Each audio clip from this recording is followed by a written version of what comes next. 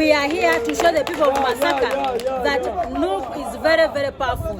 I want to thank the people of Masaka for the support they've given to the National Unity Platform. We are here basically to give a message that we are ready to take this country forward. We are going to welcome His Excellency, but also give a message to the people that we are here to ensure that we get a service beyond what the NRM is giving.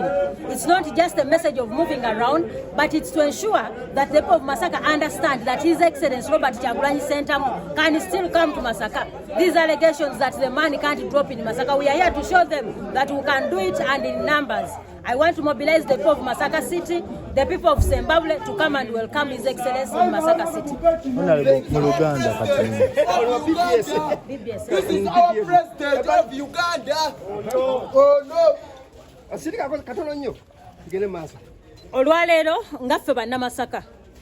Ngaffe banna Greater Masaka tuli wano kwaniriza His Excellency the President. Mwena mukimanyi ndisinga abayaye tebakakwatamu yali wadde President w'eggwanga. Bino ebyo mbadde muwulira mbu Kyagulanyi tayinza kulinnya Masaka kati tuli lwaleero wano kulaga banna Masaka nti President waffe era tukyali naye. Tugenda mwaniriza mmanyi si kutambula butambuzi naye kwongera kubalaga ntulire otwala ggwanga lino mu maaso. Banna Masaka mbakunga kiggwa leero. Bano abadde baweza mu President